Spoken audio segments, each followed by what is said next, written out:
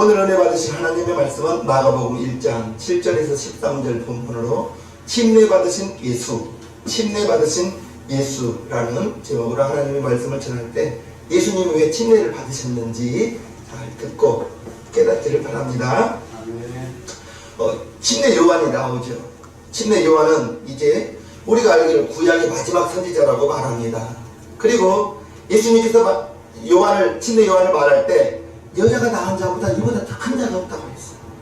그런데 천국에서는 지극히 작은 자라도 이보다 더 크다 했으니 이제 저와 여러분들은 하나님의 아들이요, 하나님의 아들이라면 믿으시면 아멘 합시다. 아멘. 하나님의 아들이에요. 이제 침례 요한이 구약의 마지막 선지자요, 이제 예수님으로부터 새로운 복음이 시작됩니다. 신약의 시대인 것입니다.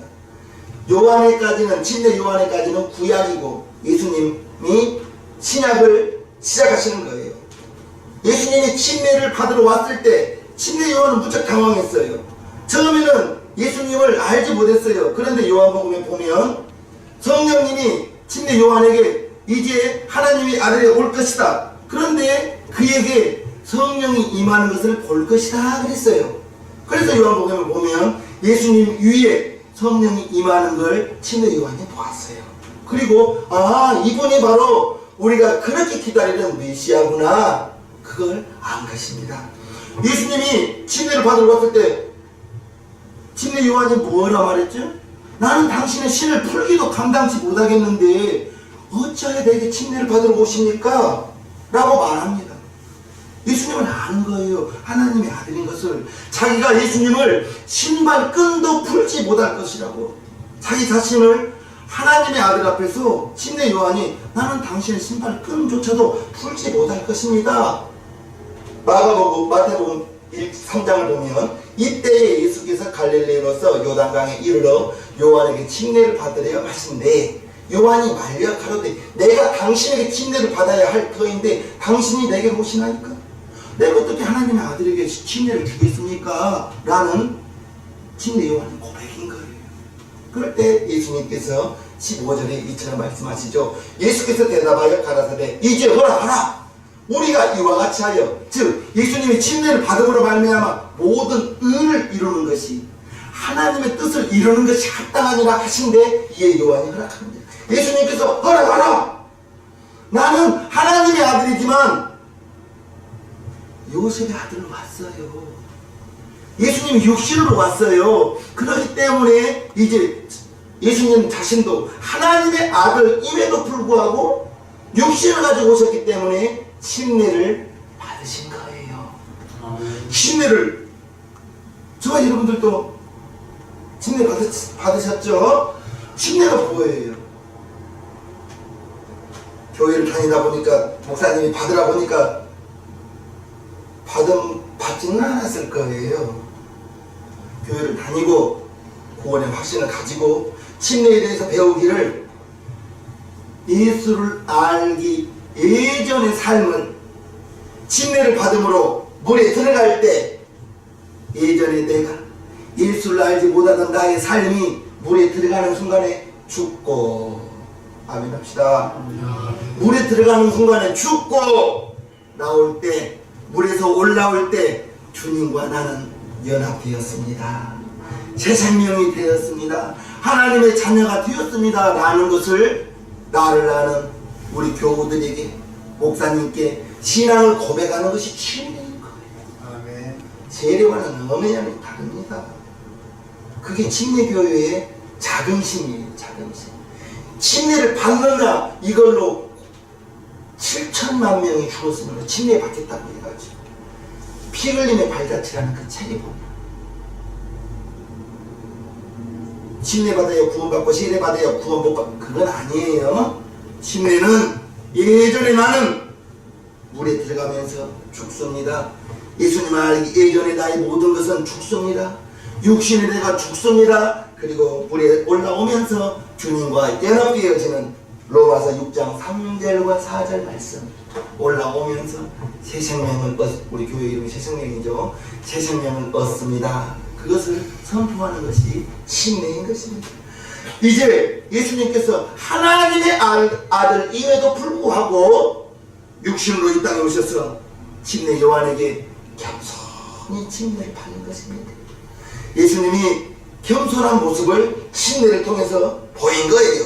침례 요한으로서는 이제 자기가 내 뒤에 오시는 분의 앞에 오셔서 내 뒤에 오시는 분의 길을 평탄케 하는 침례 요한의 사역이 이제 예수님이 나타났잖아요.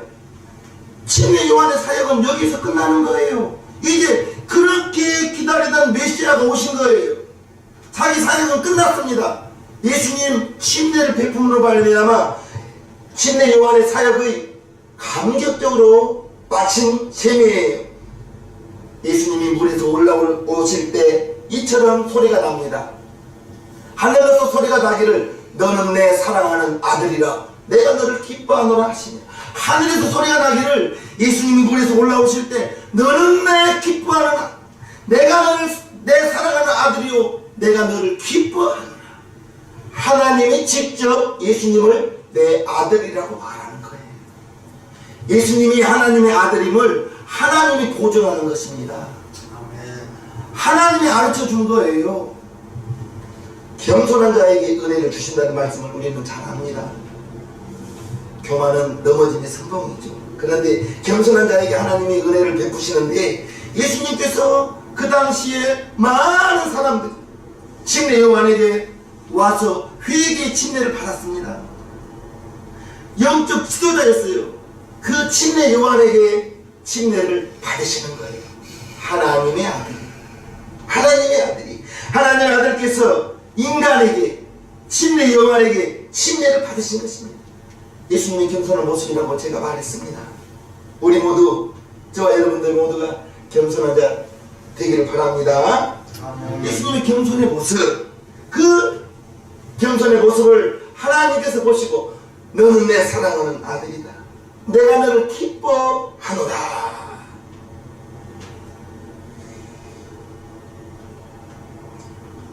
저와 여러분들이,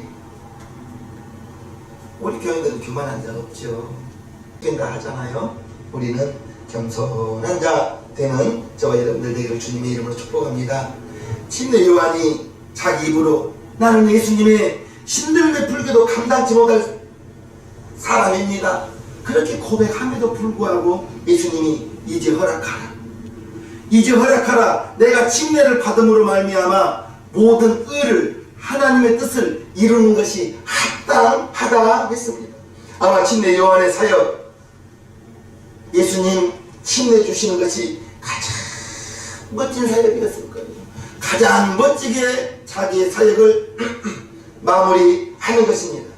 그러한 예수님을 이제 하나님께서 인정하시면서 너는 내 사랑하는 아들이라고, 내가 너를 기뻐한다고.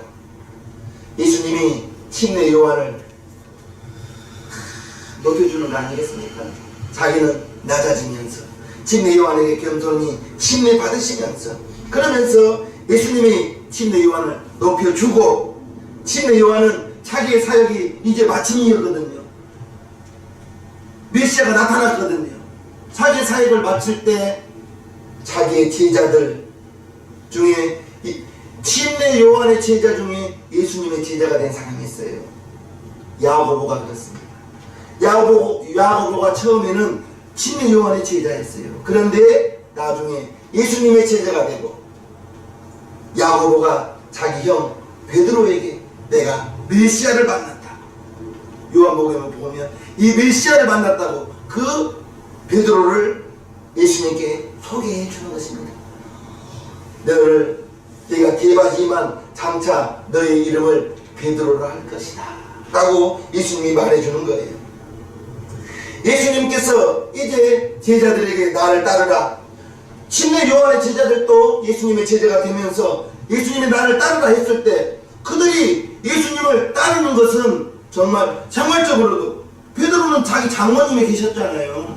자기 아이들도 있었어요. 부인도 있었고. 그런데 그러한 것들을 두고 예수님을 따른다, 대단히 어려울 수도 있고, 거기에는 이제 우리가 생각해 봐야 될 것이 있는 것입니다. 과연 너는 나를 따르라 했을 때 배를 버려두고 가족을 버려두고 따를 수 있을 것인가? 예수님께서 그렇게 구약의 시대를 마감하고 예수님의 새로운 시대, 복음의 시대. 복음이라는 것은 복된 소리라고 했어요. 복된 소식이라고 했어요. 예수님께서 이제 새로운 복음을 전하시면서 은혜의 시대, 하나님의 아들, 신약의 시대를 여는 것입니다. 그 첫걸음이 예수님이 30년간 목수로 사셨죠. 마가복음에 보면 예수님의 직업이 목수였다는 것이 나와요. 30년 동안은 부친의 집에서 동생들과 함께 부모님을 모시고 살았고, 이제 자기의 사역 3년 반의 공생애를 첫 시작이 침례인 거예요. 그러면서 이제껏 부모님을 모시고 살았던 그 삶을 마치고 새로운 공생, 복음을 전하는, 다니면서 귀신을 쫓아내고 병든 자를 고치고 회개하라 천국이 가까웠느니라 복음을 전하는, 하나님의 말씀을 선포하는 새로운 삶을 침례를 통하여 시작하는 거예요. 침례는 저와 여러분들에게 너무나 중요합니다. 중요한 거예요. 이 주님을 영접하고 교회를 다니다 보니 어느 날 구원의 확신을 받습니다. 구원의 확신을 가진 사람이 받는 것이 침례인 것입니다. 구원의 확신이 없이 예수님을 나의 주님이라고 우리가 말로 예수 내 구주 하는 것과 성령이, 고린도전서 12장 3절에 성령으로 말미암지 않고는 예수를 주라 부를 수 없다 했는데, 고린도전서에 기록된 예수님이 내 구주라는 것은 나도 예수님과 함께 십자가에 죽을 수 있다는 자신 있는 고백이 예수님 내 구주인 거예요. 그래서 성령 받은 사람만 예수님 내 구주 할 수 있다는 것입니다. 그래서 성령으로 말미암지 않고는 예수를 주라 부를 수 없다고 했어요. 예수님 내 구주 하는 사람이 침례를 받는 거예요. 교육받고 성경 공부해서 침례받고 세례받고 그것은 조금은 침례를 오해하는 것입니다. 침례는 예수님을 영접하고 예수님이 내 구주라고 고백하는 사람들이 아버지와 아들과 성령의 이름으로 베푸는 것이 침례인 것입니다. 침례는 우리의 신앙생활에 있어서 일생일대에 기념할 만한 의식인 것입니다. 내가 구원받은 하나님의 자녀라는 것을 교우들에게 말하는 거예요. 고백하는 거예요. 목사님을 비롯한 나를 아는, 여러분들을 아는 사람들에게 나는 이제 하나님의 자녀임을 당당하게 밝히는 것이 침례인 거예요. 주님과 연합되는 거예요. 주님과 한 몸이라는 거예요. 예수님이 내 안에 주인으로 와 계시다는 고백이 침례인 거예요. 그래서 우리 침례는 일생일대에 정말로 중요한 의식 중의 의식인 거예요. 침례 요한이 침례를 이제 물로 베푸는 침례가 있고, 내 뒤에 오시는 이는 성령과 불로 침례를 베푼다 했습니다. 요한의 침례는 회개의 침례, 물 침례예요. 예수님께서 이제 오셔서 성령과 불로 침례를 베푼다라고 말했습니다. 물 침례도 받아야 되고 성령의 침례도 받아야 되는 거예요. 침례는 대강 공부해서 침례받은 교회의 수를 늘리는 것이 중요한 게 아니에요. 믿음의 고백 따라합시다. 예수님 내 구주, 예수님 내 구주, 예수님 내 구주 고백하는 사람이 받는 것이 침례지, 공부해서 목사님이 받으라고 하니까 그래서 받는 것이 아니라는 사실을 꼭 기억하시고, 거듭난 사람, 거듭나고 이제 주님으로 예수님 내 구주 하실 수 있는 그러한 사람이 받는 것이 침례인 거예요. 예수님이 내 구주 되면 예전에 내가 주인 되던 그 생활을 버리고 옛사람을 버리고 진정 주님을 닮아가고 예수로 옷 입기를 원하는 사람이 그렇게 각오한 사람이 침례를 받은 줄 믿습니다. 그러한 고백 후에 침례를 받아야 되는 것입니다. 침례를 받으면 이제 옛사람은 죽고 옛생활은 떠나가야 되고, 그럼에도 불구하고 변화가 되는 것이 쉬워요? 어려워요? 성품이 변화되고 생활이 변화되는 것은 하루아침에 변화되기는 참 어렵습니다. 우리에게는 성질이 있기 때문에 내 마음에 들면 할렐루야 기분이 좋습니다. 내 마음에 안 들면 섭섭하고 서운한 마음이 있는 것이 우리 마음이잖아요. 그럴 때 우리는 성숙한 그리스도인답게 예수님을 닮아가는 성품으로 조금씩 오늘보다 내일 더 예수님을 닮아갈 줄로 믿습니다. 이제 여전히 예수님 내 구주로 고백하시고 했고 서약도 했음에도 불구하고 여전히 이 생활에서 육체의 소욕에서 살아가는 사람들이 많더라는 거예요. 그러면서 이제 당신 교회 다니면서 뭐가 달라졌냐고, 이제 당신 예수 믿으면서 무엇이 달라졌냐고 말을 할 때 내 스스로가, 우리 스스로가 부끄러운 적은 없었는가요? 그런 도전을 받을 때마다 정말 부끄럽고 쥐구멍이라도 있으면 들어가고 싶은 것이 우리의 마음 아니겠어요? 예수를 믿기는 믿어야 하는데 달라지기가 쉽지 않더라는 것입니다. 여러분들의 마음이 나빠서 그런 것이 아니에요. 우리의 육신은 흙이기 때문에 세상이 좋은 것은 당연한 것입니다. 내가 거듭났음에도 불구하고 내 안에 하나님의 성령이 와 계심에도 불구하고 우리가 육신을 떠나서 살 수가 있어요? 없어요? 아무리 성령 충만하고 아무리 기도 충만하다 할지라도 이틀만 금식하면 먹을 것밖에 생각 안 날 거예요. 그것이 육신의 한계지 않습니까? 여러분들의 마음이 나빠서가 아니고 거짓 약속을 해서도 그렇지 않고 진심으로 약속을 했고 진심으로 다짐을 했지만 옛사람을 버리고 새사람 되기가 쉽지는 않더라, 이것입니다. 우리말에 이런 속담이 있죠. 화장실 갈 때 마음, 올 때 마음 같아요? 달라요? 갈 때와 올 때가 다르죠. 뭐가 다르죠? 마음이 달라요. 화장실 갈 때 마음과 올 때 마음이 달라요. 갈 때는 급하니까 알았어 하면서 이렇게 뭐든지 약속하지만 다녀오고 난 다음에는 급한 것이 해결됐으니 이제 내가 언제 그랬냐 라고 말하는 것이 우리 인간의 모습입니다. 이게 인간의 부족한 모습이에요. 왜 그러냐? 우리 육신은 연약합니다. 하룻밤 날 세워 보십시오. 그 다음날 정말 피곤이 쏟아집니다. 항우 장사가 못 이기는 게 뭐예요? 눈꺼풀이에요. 항우 장사도 못 이기는 것이 눈꺼풀입니다. 우리 육신이 그렇게 약해요. 우리가 육신의 정욕을 좋아하기 때문에 그렇습니다. 우리는 육체를 가지고 있기 때문에, 흙이기 때문에. 흙은 세상이 좋은 거예요. 주님께서 침례를 통해서 우리에게 새로운 삶을 살아가기를 원하십니다.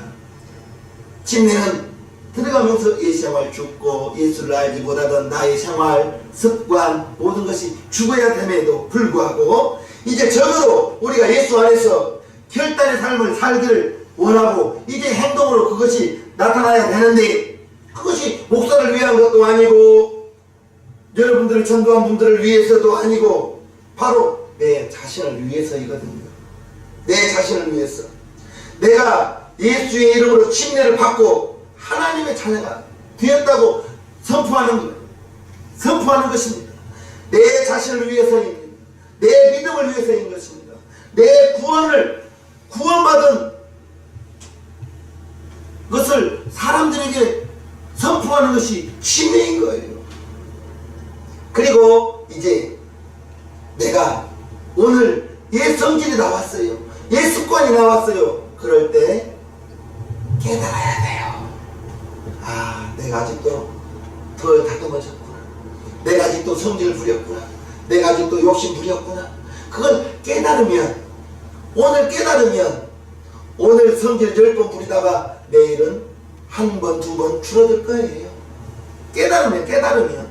아멘. 주님께서 하나님이 기뻐하심을, 너는 내 사랑하는 아들이요 내 기뻐하는 자야.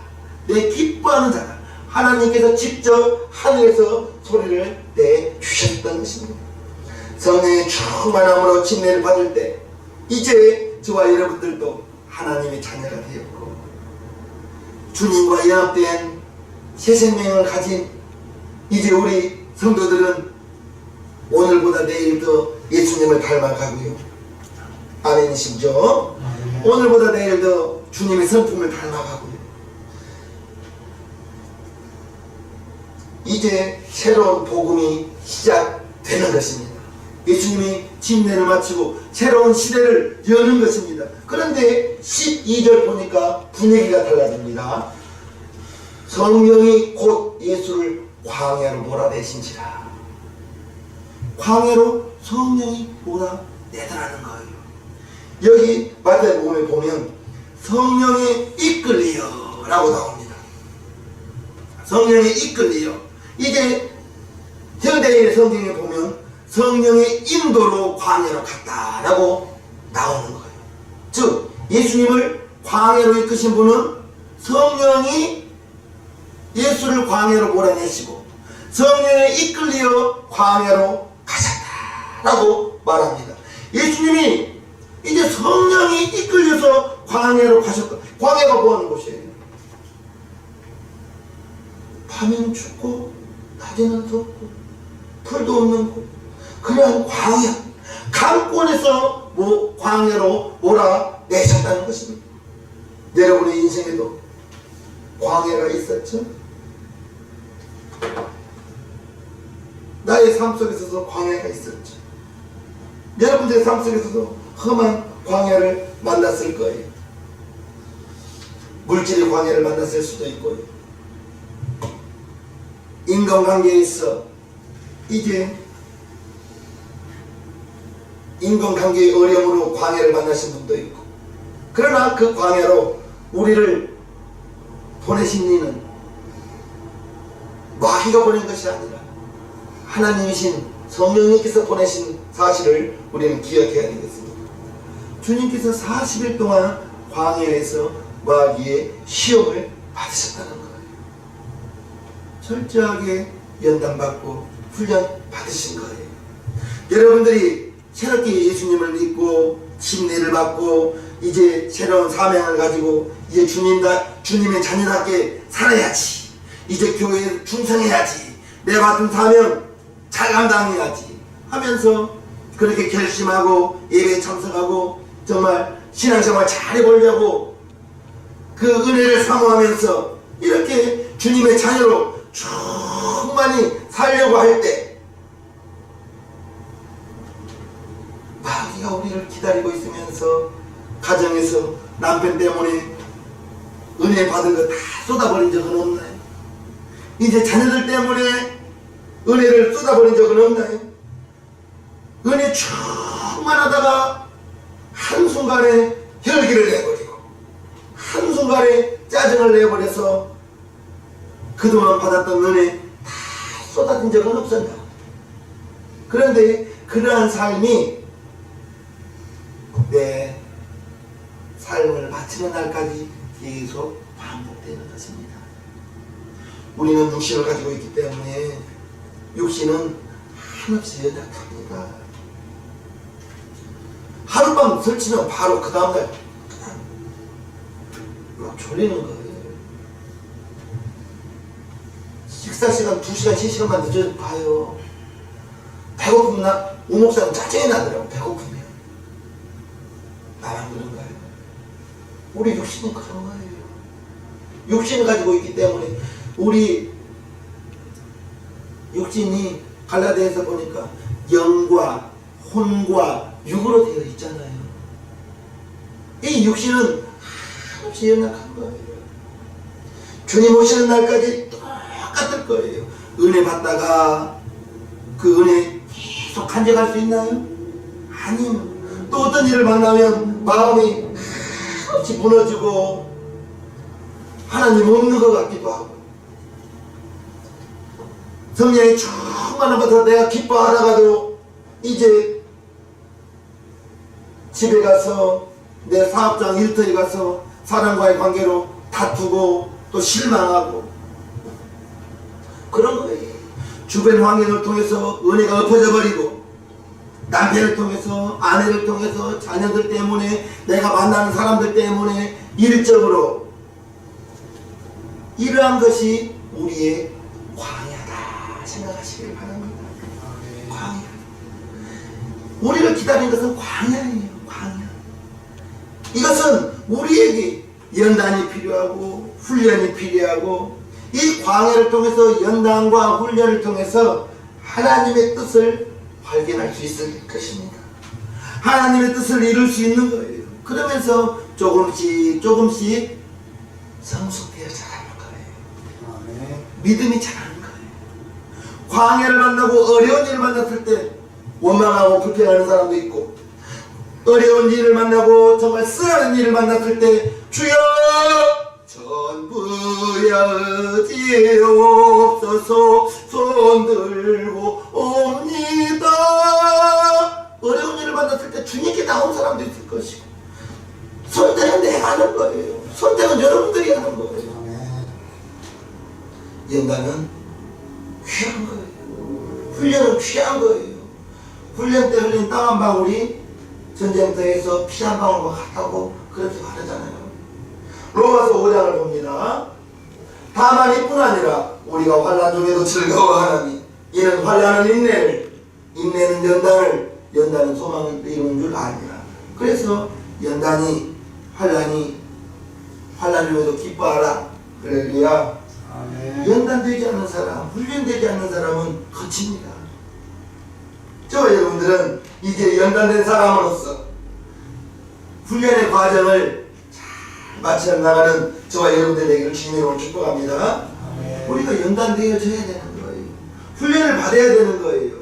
광야로 가서 연단되고 훈련되어지고 시험을 당하고, 그러면서 이제 그 광야라는 곳에서 하나님의 뜻을 구하고 하나님께 기도하고 주님께 도움을 요청하고, 우리 주님은 우리가 광야에서 연단받기를 원하시고, 우리가 광야에 있다 할지라도 절대로 우리가 기억해야 될 것은 주님 내 안에 성령님으로 와 계시니, 주님 여러분 안에 성령으로 와 계시니, 여러분이 광야에 있다 할지라도 여러분 혼자 있는 거예요. 주님과 함께 있는 거예요. 주님과 함께 계시는 거예요. 나 혼자가 아니에요. 임마누엘, 하나님 우리와 함께 계십니다. 성령님으로 내 안에 오셔서 임마누엘이 이루어진 것입니다. 여러분들이 광야라고 하는, 지금도 광야에 있을 수도 있죠. 훈련이 되고 힘든 일을 만나고, 그것이 정말로 물질적으로 힘들 수도 있고 사람 관계로 힘들 수도 있고 여러 가지로 힘들 수가 있는데, 그것이 연단이요 훈련이라 생각하면 이 어려움이, 하나님이 이 어려움이 속히 지나가기를 원합니다가 아니라, 하나님이 이 어려움을 통해서 내가 연단되어지고 내가 이 어려움을 감당할 수 있는 믿음 주옵소서. 믿음 주옵소서. 모든 광야는 하나님이 저와 여러분들이 인도하시는 것입니다. 이스라엘 백성들이 출애굽하여 광야 40년 걸어갔습니다. 시편 136편을 보면요, 그 백성을 인도하여 광야로 통과케 하신 이에게 감사하라. 그 인자하심이 영원합니다. 저와 여러분들이 광야를 걸을 수 있어요. 연단되어지고 훈련되어지는 그 과정 속에서 잊지 말아야 될 것은 감사하라. 하나님의 인자하심이 영원하리로다 했습니다. 아멘. 범사에 감사할 수 있는 것. 어려움이 만날 때 하나님 감사합니다. 그래야 참 머리로는 이해가 되는데 정말 마음으로 어려운 일 만났을 때 마음으로 감사가 되는 것은 참 어려운 일입니다. 그러나 이제 저와 여러분들이 하나님의 자녀이고 저와 여러분들이 이러한 어려움을 만나고 저러한 어려움을 만났을 때 감당할 만한 것은 허락한 바 있습니다. 아멘. 어린아이에게 예방주사를 맞히는 것은 아이가 예방주사 맞을 때 할렐루야 하는가요? 울던가요? 으아! 울죠. 주사를 맞출 때. 그러나 어머니가 부모님이 그 아이를 병원에 데리고 가서 개월수에 받도록 계속해서 예방접종이라는 것을 합니다. 예방접종하는 이유는 뭐예요? 그 질병 걸리지 않도록 미리 예방하는 그 주사를 맞히는 것입니다. 저와 여러분들이 광야의 길을 들어갔을 때 할렐루야 감사합니다. 이 광야로 말미암아 이 어려움으로 말미암아 내가 하나님께 기도합니다. 기도할 수 있는 믿음 주신 것 그리고 감사로 고백한다는 여러분들의 그 믿음의 고백이 하나님의 마음을 시원케 하실 것입니다. 예수님께서 침례를 받으시고 이제 3년의 공생애를 침례 받은 다음에 제일 먼저 하신 일이 광야로 가셨는데 그 광야로 성령이 이끌었다. 성령이 이끄신 것입니다. 성령에 이끌리어 광야로 갔습니다. 그 보혜사 성령님이 저와 여러분 안에 와 계시는데 언제까지 와 계세요? 세상 끝날까지라고 했습니다. 성경에 보면 세상 끝날까지 나는 성령님을 잊고 산 적은 있지만 성령님이 여러분 안에 오셨다면은 그 성령님은 세상 끝날까지 내가 너희와 함께 하리라. 성령이 와 계시는 순간에 예수님의 이름을 가지고 성령님이 오신 순간 아버지와 아들과 성령님은 한 분으로 내 안에 여러분 안에 삼위일체 하나님이 와 계시니 여러분 혼자 광야에 가는 것이 아니라고요. 아멘. 하나님이 함께 가는 것입니다. 우리 용산시장님 교회 성도님들은 여러분들이 광야의 길을 갈 때 두려워할 필요가 없어요. 마귀가 우리에게 주는 것은 두려움이라고 했습니다. 그러나 하나님 우리에게 주신 것은 생명과 평안입니다. 아멘. 생명과 평안을 주셨고 마귀가 주는 것은 디모데전후서 1장 7절에 하나님이 우리에게 주는 것은 두려움이 아니오라고 했는데 여러분에게 두려움이 있다면 그건 하나님이 준 게 아니라니까. 광야의 길을 가도 나 혼자 가는 게 아니에요. 임마누엘 되신 하나님 나와 함께 성령님이 아버지와 아들과 성령이 나와 함께 가는 거예요. 함께 가는 거예요. 함께. 여러분 혼자 가는 길이 아니라는 것입니다. 믿으실 분 아멘 합시다.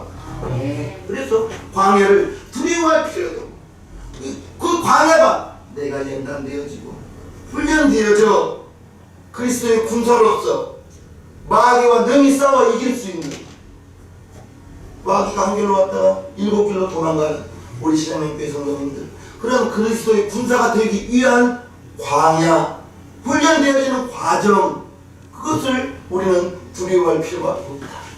오직 그 인자하심이 영원합니다. 광야를 통과케 하신 이에게 감사. 그래서 어려운 일이 있어도 할렐루야 감사. 입으로 먼저 감사라고 말하시길 바랍니다. 좋은 일은 당연히 감사고요. 좋은 일은 당연히 감사고 정말 어렵고 힘든 일이 있다 할지라도 사건 사고를 만났다 할지라도 먼저 감사 먼저 하시고 지금의 이 과정을 하나님이 함께하고 계시니 나 혼자 여러분 혼자 가는 길이 아니라는 사실을 꼭 기억하시고 예수님도 광야에서 40일 금식하신 거예요. 예수님이 침례를 먼저 받으신 거예요. 하나님의 아들이시지만 이 땅에 오셔서 겸손히 침례부터 받으신 거예요. 침례 요한의 사역은 예수님 침례 중으로 말미암아 그의 모든 사역은 끝났습니다. 침례 요한은 예수님 먼저 와서 예수님의 길을 예비하고 예수님을 오실 것이라고 선포하는 것입니다. 내 뒤에 오시는 분이 있다. 내 뒤에 오시는 분이 있다. 그것을 침례 요한이 성령님이 예수님에게 임한 걸 보고 아 이분이 하나님의 아들이구나, 이분이 메시아구나, 그러면서 자기 제자들도 예수님께 보내는 것입니다. 침례 요한의 사역 그렇게 마무리치는 것입니다. 그리고 이제 예수님의 시대, 신약의 시대, 새 복음의 시대가 열리는 것입니다. 아멘. 저와 여러분 안에 보혜사 성령님 와 계십니다. 광야의 길을 걷고 있다 할지라도 여러분 혼자 가는 길이 아니니 할렐루야, 먼저 감사로 고백하는 저와 여러분들, 믿음의 삶을 정말로 충실히 살아가는 저와 여러분들 되기를 주님의 이름으로 축복합니다. 아멘. 찬송가 470장을 우리 하나님 올려드리겠습니다.